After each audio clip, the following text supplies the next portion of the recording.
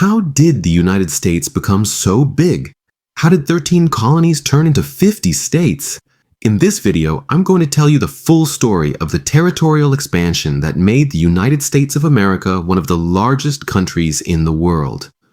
In 1776, the 13 American colonies declared independence from Great Britain, but this declaration sparked a conflict known as the American Revolution, or War of Independence. The war lasted until 1783, when the British Crown officially recognized the independence of the United States through what became known as the Treaty of Paris.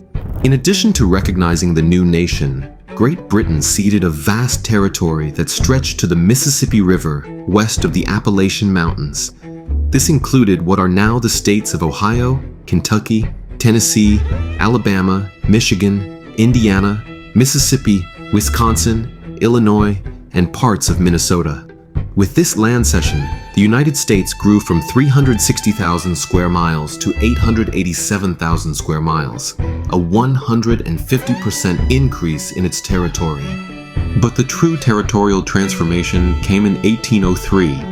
At the time, control of the Louisiana Territory, which stretched from the Mississippi River to the Rocky Mountains, was in the hands of France under the rule of Napoleon Bonaparte.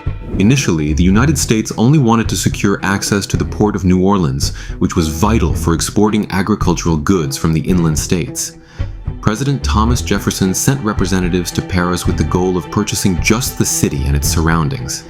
However, France was facing a severe financial crisis, worsened by wars in Europe and the loss of its most profitable colony, Haiti, where a slave revolt had defeated the French troops. Realizing that holding on to Louisiana would be difficult and costly, Napoleon surprised the Americans by offering to sell the entire Louisiana territory for $15 million. Thus, in one of the largest land deals in history, the United States acquired an enormous territory that once again doubled the size of the nation. This area included all or parts of 15 future U.S. states, including Minnesota, Iowa, Missouri, Arkansas, Louisiana, North Dakota, South Dakota, Nebraska, Kansas, Oklahoma, Montana, Wyoming, Colorado. With this purchase, the U.S. territory expanded from 887,000 to approximately 1,828,000 square miles, an increase of over 100%, solidifying the young republic as a growing power on the North American continent. In 1819, the United States took another decisive step in its territorial expansion by signing the Adams-Onis Treaty, also known as the Transcontinental Treaty, between the U.S. and Spain. At the time, Spain controlled East and West Florida, but its presence in the region was weak. The area had become a refuge for Seminole Native Americans, escaped enslaved people, and even armed groups crossing the American border. In addition, the United States had already occupied parts of Florida during military incursions led by Andrew Jackson, which further escalated tensions between the two countries. Spain, on the other hand, was struggling to maintain control over its colonies in the Americas, which were going through a wave of independence movements. Lacking the political and military strength to hold on to Florida, the Spanish chose to negotiate. The treaty was signed by John Quincy Adams, U.S. Secretary of State, and Luis de Onis, the Spanish diplomat. Under the agreement, Spain ceded all of Florida to the United States. In return, the U.S. relinquished any claims to Texas, which was then part of New Spain, and recognized the former Spanish boundaries of California and New Mexico. During the colonial period, Texas was part of the Spanish Empire, specifically under the Viceroyalty of New Spain. Although the region was vast and strategically important, it was sparsely populated and constantly threatened by Native American raids and foreign incursions. To strengthen its presence, the Spanish Crown encouraged migration to the area, even allowing, as early as the beginning of the 19th century, American settlers to move there, as long as they pledged loyalty to Spain and adopted Catholicism. With Mexico's independence in 1821, Texas became part of the newly formed Mexican state. However, the settlement policy continued. Thousands of Americans moved into the region, drawn by fertile land and low taxes. Before long, Anglo-American immigrants outnumbered the local Mexican population, leading to cultural, linguistic, and political tensions. The situation came to a head in 1836 when the Texan settlers, supported by volunteers from the United States, declared independence from Mexico and established the Republic of Texas. The conflict included iconic battles such as the Battle of the Alamo and ended with a decisive Texan victory at the Battle of San Jacinto, where General Sam Houston captured Mexican President Santa Anna.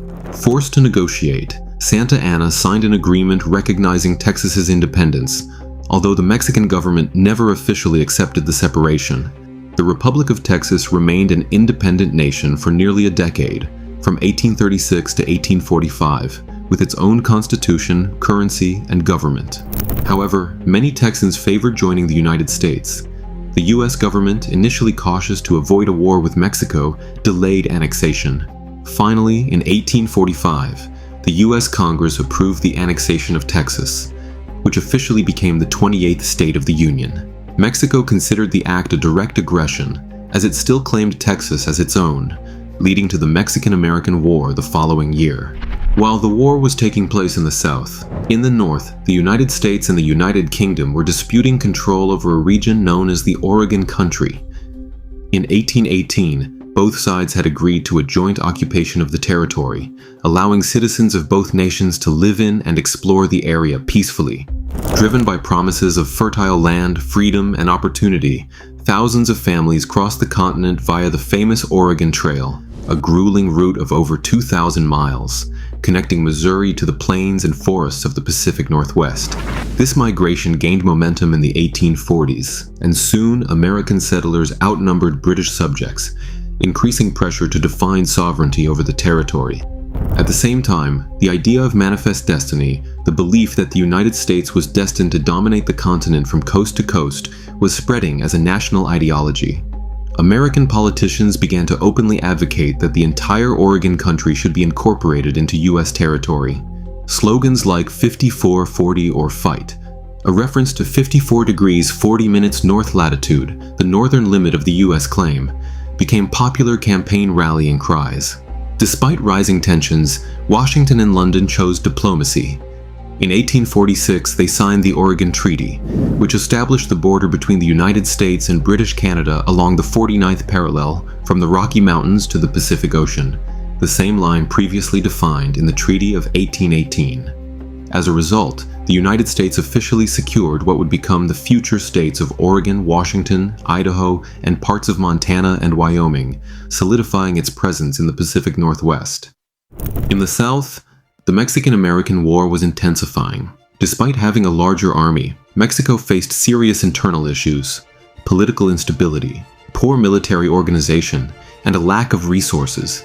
The United States, on the other hand, had better equipped troops, a clear strategy, and strong domestic support for the war. In just over a year, American forces had captured California and New Mexico and marched all the way to Mexico City, which was occupied in September 1847. Facing defeat, Mexico was forced to negotiate peace. On February 2, 1848, the Treaty of Guadalupe Hidalgo was signed, officially ending the war. Mexico recognized the Rio Grande as the official border with Texas. The United States received a vast territory in the west, known as the Mexican Cession, which included present-day California, Nevada, Utah, most of Arizona, and New Mexico, as well as parts of Colorado and Wyoming. In exchange, the U.S. paid $15 million to Mexico and assumed about $3 million in debts owed by Mexico to American citizens.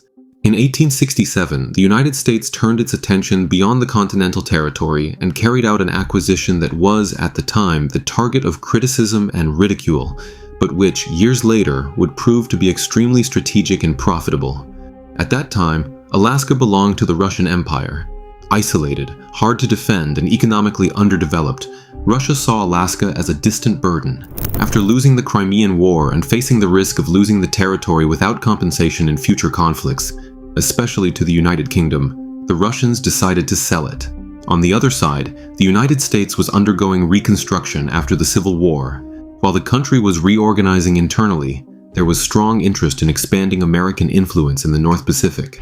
The purchase was negotiated between Secretary of State William H. Seward and Russian diplomats. The agreement was finalized on March 30, 1867. the United States bought Alaska for $7.2 million, about 2 cents per acre. As the United States solidified its control over the continental territory and Alaska, national attention began to shift toward the Pacific. Throughout much of the 19th century, the Kingdom of Hawaii was a sovereign nation, governed by its own monarchy and recognized internationally. Located in the middle of the Pacific, the archipelago held a strategic position between the United States and Asia, attracting American military and commercial interest. American presence grew over the decades, especially with the establishment of sugar plantations controlled by U.S. businessmen, and through trade agreements that favored economic ties between the two nations. In exchange for privileged access to the U.S. market, Hawaii gradually allowed more foreign influence over its internal affairs. That influence peaked in 1893 when a group of American businessmen, with the support of U.S. Marines, staged a coup d'etat that overthrew Queen Liliuokalani, Hawaii's last monarch. They declared a provisional government and requested annexation to the United States. Although then-President Grover Cleveland opposed the annexation and denounced the coup as illegal, his successor, William McKinley, took a different stance. With the outbreak of the Spanish-American War in 1898, Hawaii's strategic value became even more evident. The island's location was ideal for naval resupply and control of Pacific trade routes. Thus, in July 1898, Congress passed the Newlands Resolution, officially annexing Hawaii as a U.S. territory. The archipelago would remain a U.S. territory for decades, until it was finally admitted as the 50th state in 1959, solidifying the United States as the country we know today. In just over a century, the United States transformed from 13 colonies confined to the Atlantic coast into a continental and later global power. Today, when we look at the map of the United States, we see more than just lines and states. We see the history of a nation built through diplomacy, force, idealism, and contradictions. A story that reminds us that a country's growth never happens by chance and never comes without consequences. If you enjoyed this video, don't forget to like, subscribe to the channel, and leave a comment. Which phase of U.S. territorial expansion do you think was the most decisive?